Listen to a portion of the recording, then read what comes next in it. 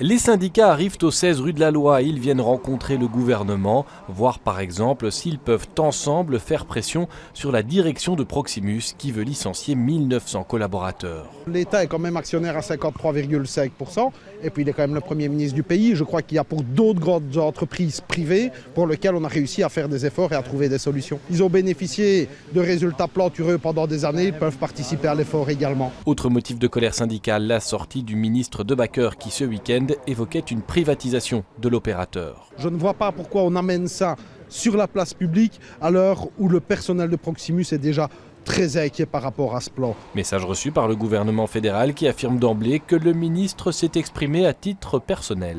On va écouter les syndicats évidemment, mais pour moi, il n'y a pas une question de privatiser Proximus parce que c'est pas le moment de discuter ça. Le deuxième élément est de stimuler le dialogue au sein d'entreprises, c'est tout. À ce stade, le gouvernement Michel appelle au dialogue. Son message au personnel va dans le sens des syndicats.